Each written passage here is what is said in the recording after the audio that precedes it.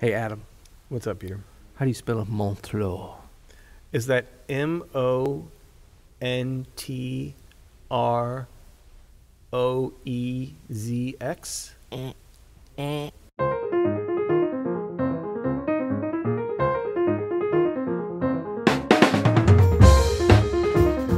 I'm Adam Maness. And I'm Peter Martin. And you're listening to the You'll Hear It podcast. Daily jazz advice coming at you. Coming at you from Montreux. No, not really. Not really. One more question. Yeah. I know I haven't asked this since last week.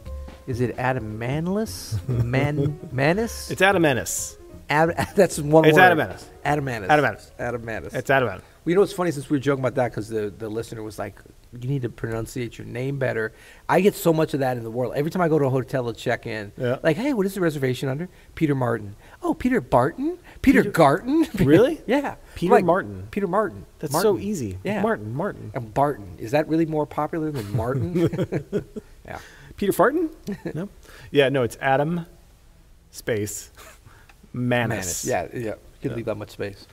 Well, we got a podcast to do, so you can't leave that much space. All right, what are we talking about today? Today we're talking about our 7 favorite destination jazz festivals. 7 favorite destination. Oh, okay, this is a funny thing. So does this mean like a destination wedding? I've never heard it called this. It's like your crappy friend invites you to go to their wedding, and you have to like pay for a $1,200 plane ticket and your own hotel and your own suit. Wow, you sound a little bitter. What did you do last weekend? I went to the Rochester Jazz Festival and I paid for it. No, I'm just kidding. Well, I think when you go to the destination wedding and you got to pay for everything for your crappy friend, you don't mind doing it because you get a little free vacation out of it. You do get a little free. It's when the destination hang with your boys, you know. Yeah, when the destination is like Columbia, Missouri wedding. That's not a destination wedding. That's an end point. Well, it is a destination wedding for someone from, say, like Raytown, Missouri. Right. It's a big city. Big shout out to Columbia and Raytown. What's up? Actually, I like Columbia. I don't know Raytown. Where's Raytown? I just made it up. Okay. I think it was the fictional town from Mama's Family. Ah, right. I love Columbia, actually. I don't know why Columbia's I dogged cool, them man. out. Yeah. Right. Okay. Well, we've insulted several, so let's charge ahead. 7 favorite. What do we have first? Montreux is the first. Oh, boy, that really came out of left field.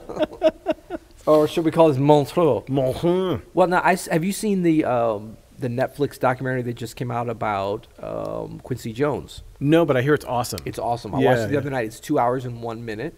Cool. I'm very proud because I started watching it, my wife and I, at about 8:30 p.m. Made it and all she the way was through? like, yeah. And she's like, you are not going to make it.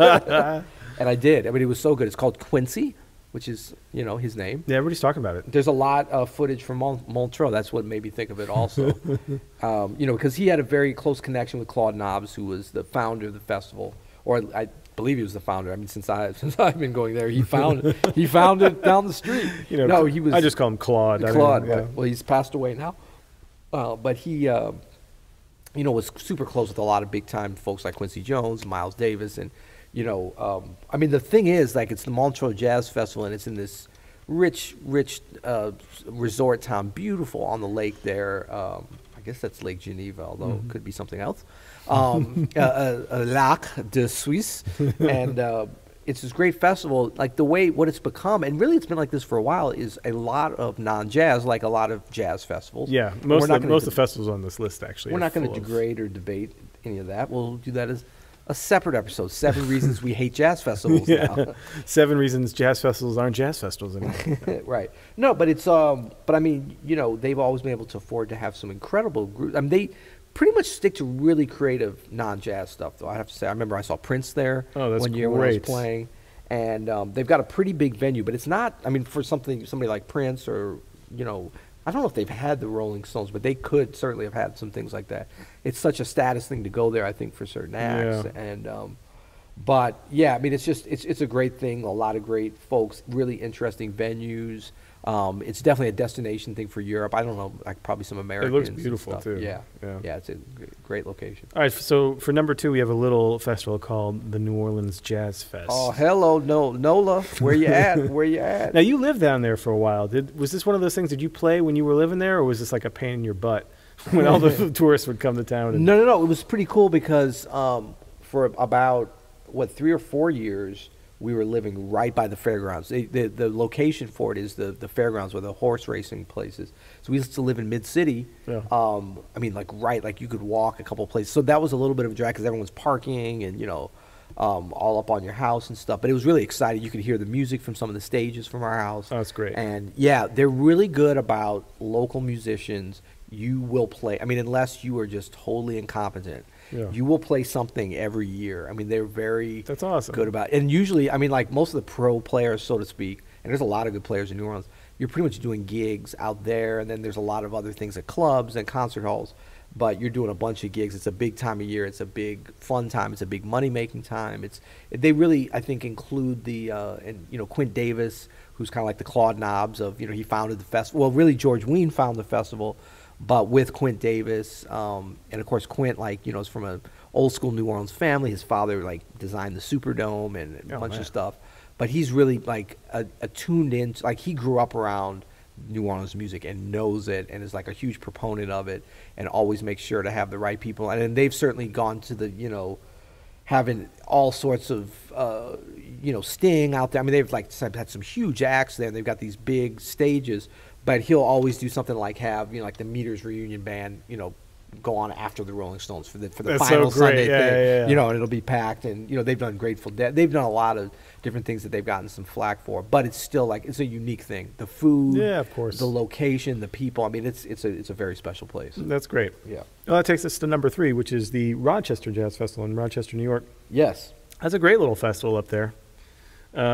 Yeah, I've played that one. It's a great little town, and the great thing about that festival is everything is so tight, by the university, and there's so many great little venues, kind of tucked away throughout. Just great, jam sessions happening all over town, as there are with all these festivals. But man, that is one not to sleep on. It's not probably maybe as prestigious as some of these, but it's a lot of good stuff. No, but that's a great festival. I've done that. Had a lot of fun there too. The people that put that on, that I'm not even sure who they are, but they really get it right. That's what it always. A lot of times it'll be kind of the festival producer or often a board or a nonprofit organization like New Orleans is the way it's run. Yeah. But if those people get it, it's produced right. You can't go wrong with it pretty much. And Rochester does, I think, a fantastic job. And they get some great lineups. And really is a jazz festival. It's a real jazz festival, yeah. And I think we were talking about, we kind of put that on there as representative of, you might not think of Rochester, New York as a destination, but that festival, if you're a jazz lover, that's definitely worth going to. And maybe a little bit more approachable and affordable to go stay in a nice hotel. If you're just going to enjoy great music, you can't do any better than that. If you want to go and enjoy great jazz, great jazz, Rolling Stones aren't playing there. No. But a lot of really great jazz. But the top jazz groups are going to be there. Good. All right, so what do we got for number 4? Number 4, let's see. I got kind of sidetracked over here because I was still trying to look up the name of that lake in Montreux. Actually, Google Maps is showing it as Lake Lemont. Lake Lemont. But Geneva's on that. I always called that Lake Geneva, and they didn't rename it because of me. Oh, well. There you go. They'll hear it. The more you know. Yeah, the more you know, the more you don't. Okay, so next we have, what are you doing? You checking your text? I'm also looking up the lake, man. Oh, you are? Yeah. You're trying to verify? Yeah. Forgive, but don't forget. Trust, but verify. I love all those things. Okay, next we have, North Sea Jazz Festival. That's right. Now, this is a big festival.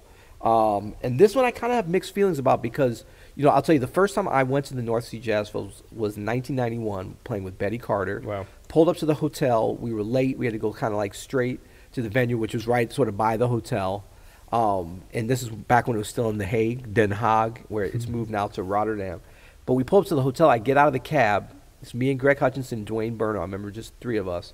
And I open the door, and there's a older gentleman, sitting in front of the hotel. The weather's beautiful. He's got a white hat on and a white suit.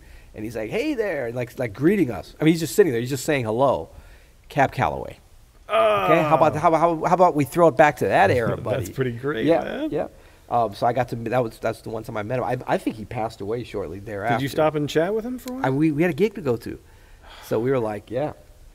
But that was kind of my entree. And I mean, I remember seeing a bunch of people that year, played the gig, and I've gone back a lot. And, it's moved now, so I have a lot of folks, a lot of fond memories of the original location because there was the hotel there, the Bel Air, and then the venue, which was kind of like a Congress center, almost like a convention center, which was a little weird, but interesting venues in there. And then the hotel, all the musicians would stay there. jam sessions till like 6 a.m. Awesome. Yeah, I mean, it was a real special thing. Now it's still cool, but it's a little bit spread out around Rotterdam, which is still close by. That's great, man. Yep. So that takes us to number 5, and this is a festival that you actually like just got back from. That's the Monterey Jazz Festival. Monterey Jazz Festival. Now there's the whole package. It's a destination. it's a big time destination. It's a beautiful. If you're into golf, it's like what is that? Carmel, the big Tiny Pines or Torrey Pines. Torrey Pines. Torrey Pines is there, I think, or is that in Florida? 3,700 miles away. You didn't play golf at the festival? I did not. No, we were actually staying on a different golf course. All the musicians stayed at a hotel that's on. Nice. Torrey Pines? No. Well, what does it matter? There's some famous golf. I mean, like really. Pebble Beach? Pebble Beach. Yeah. Come on, buddy. Pebble Beach. Come on, buddy, me, man. I don't know. But no, it's just such a beautiful part of. It's such a great. I mean, it's Bay Area, but it looks like totally different than San Francisco. Santa Cruz is close. Yeah. I mean, it's just like its own little thing tucked away. It's got the aquarium there, but the festival is just. Now, this is the oldest continually running festival. I was going to say 1958. Yeah, 1958. Now, I think that Newport, which is going to probably be on our list in a minute, might have been like 55 or 54 even. Yeah. But they stopped for like 10 years. They stopped, yeah. You know, Monterey has been continuous. Jimmy Lyons started the festival. I'm just looking at the lineup in 1958 was Billie Holiday, Louis Armstrong, Dizzy Gillespie, Harry James, Jerry Mulligan, Milt Jackson, Art Farmer. I mean, this is like Max Roach. And tickets 24 cents. Yeah, exactly. Probably. Yeah. Beer, 50 cents. Right. Yeah. No, but I mean, this festival, the grounds, the weather, it's always a little chillier than you think, but they've got these cool, and I don't know that much about the history of it, like back then, what it was like. It might have just been a one-stage thing. But they've got like kind of an arena stage, they call it, which is like, it's like New Orleans. It's sort of a fairgrounds area. They've got, food vendors and like some other vendors, but it's manageable. It's not like New Orleans. It's just like huge. I'm on the Monterey Wikipedia page right now. There's some funny lineups, like 2006. Yeah. Oscar Peterson Trio with Hank Jones and Clint Eastwood. Nice. I saw Clint Eastwood there this year. Did you really? Yeah. Nice. Yeah. He was nice until he fell off the whatever, his brain. Oh yeah. Yeah. Got a little politically incorrect. Yeah. Yeah, well, he's big in that. He was like mayor of Carmel or something for years. He was, yeah. He's a huge jazz fan. His son is a very good jazz bassist. And yeah, I mean, it's a super interesting place. And I think that they just do it amazing. Tim Jackson and his staff. I mean, the volunteers at the Monterey Jazz Festival, I've never seen for any organization more dedicated, joyful, skillful, and just like, they're so great there. I'm always like thanking all of them when I'm leaving there for such a wonderful experience. I mean, they have a core staff as well that's working throughout the year. I mean, it's a big festival, but they really rely on the volunteers, and they do such a wonderful job. I mean, and the way to do it there, if anyone wants to make it their destination, if you can swing it, there's a very small airport, the Monterey Airport, that is like 5 minutes from the festival and from the different hotels and from down. I mean, literally, it's a teeny airport. One of those ones you walk out. You walk outside down the stairs, and like if you have somebody picking you up there, like 3 minutes later you're in the car, and do it that way. They don't have a lot of flights, but if you can swing it, you get the whole experience. Because San Francisco's a little ways away. I mean, it's probably 2 hours driving with no traffic, but you go through San Jose and all that craziness there, Silicon Valley. I mean, it's a busy area, but Monterey is just a beautiful little world unto its own. That's great, man. Yeah. Well, that brings us to number 6, and that is, as you were saying, the famous Newport Jazz Festival. Newport, yeah. Now this is cool. We put these against each other because I think there's a little bit of like, Newport, we're the original jazz festival. Yeah, and they're definitely like the most. I think these are the two most prestigious American ones for sure. I think so. I mean, I think New Orleans definitely has its thing because it's big, but it's not as old, It's not as old. It's like 69, 70 or something like that. Yeah, these have those iconic moments. Yeah. And Newport especially, obviously the famous Duke Ellington, bringing people back in with Paul Gonsalves solo for 20 minutes or whatever it was, Yeah, so Newport probably has every other festival for recordings. I'm thinking of that one, and then wasn't there the Miles Monk live at Newport, where it was like both, not together, but both of them not against, but 56 or 58 or something. I don't know. But there's been some great live recordings at Newport. Monterey, there probably have been, but there's a great documentary about Monterey. I don't know if it's still available, 40th anniversary or something. But yeah, Newport is great. I mean, there you've got that incredible, beautiful area right by the water, the Atlantic. You've got all those incredible, the biggest mansions in the world lined up on that street. I forget the name of it, leading up to it. Yeah. And it's in a fort. You know, it's like a big old stone fort and some really cool outdoor stages. You got to be careful about the weather up there because it's in August, and about 30% of the time I played there, we got rained out. But that's an outdoor venue for you. You know, Monterey is like never rains up there, so. Cool. Interesting history to this festival. I would recommend reading up on this. I'm just like kind of like skimming the history of it. It's moved to New York City at some point. It was. That's right. That's when it was kind of shut down. Yeah. That was in the 80s, right? It was in the 80s. Yep. Yeah. That's right. All right. So number 7 is the Umbria Jazz Festival. Umbria Jazz Festival. Woo. Okay, we've been to that one, but not at the same time, I believe, right? I don't think so. Yeah. What did you think of that? Man, that's a beautiful part of the world, isn't it? Yeah. So that's mostly in Perugia. Wait, did you do the summer or the winter? Orvieto is the winter Umbria. I did the Orvieto. Orvieto. That's my favorite one. It's smaller. It's the same people. Yep. Same region, but Perugia is a bigger summer festival. Cool too. But Orvieto is usually between, I think it's like Christmas and New Year's, maybe right till after New Year's. Yeah. And it's a very special thing. And that's like a true destination festival for Italians. And I mean, I think from all over Europe and some Americans too. I mean, it's big time. But especially like Italians from Rome and Milan and stuff love coming there because the restaurants in that little town are amazing. The venues are cool. You're right there. The musicians with the fans are with the musicians. Yeah, honestly, if you get a chance to go to any jazz festival in Italy, even if it's just like the Roberto Reno trio playing. Just is that your typical Italian name? That's just what I was just coming up with it. That was good. Off the top, you'll hear it. Yeah. And but the food is a major selling point. Do you remember any of the gigs actually? No, I don't actually. I just remember falling over myself trying to get to dinner afterwards. Yeah, no, the food there. I mean, you go play in these cool venues, and then you go to dinner at like 11 o'clock after, which goes to like 3 a.m. I mean, it's a special lifestyle thing for sure. It really is. Yeah. Well, this was fun, man. Yeah. I like talking about all these. Yeah, you want to let's take a trip together, man. We should do our podcast on the road at one of these festivals. You want to go to Reno in January? Yeah, maybe. Yeah, we'll see you there. I think it'll be fun. But this is a sort of breaking news. Are we allowed to do that, or should we wait for tomorrow? No, you got it. Okay. So breaking news even to you. We are playing around with the idea of a live event next year. We are? Yes. I didn't tell you that? You did not tell me this, Well, I didn't tell you we were going to do a podcast in January, and yet here we are. Here we are. 9 months later. All right, so tell me all about it. Well, I can tell you all about it. That's the first part. Am I going to be there? You're going to be there. You're invited, and are you available to help organize it? I mean, I feel like you're going to have to fill me in on some deets. Yeah. So you're going to co-host it with me, and it's going to be much as this podcast, but it's going to be a live version. Oh, nice. Yeah. I mean, we're not going to do, we may do the podcast, but we may do some other things. I always hate it when my podcasts do live versions, so I can't wait to do that to our fans. That's good. There we go. Well, until tomorrow. You'll hear it.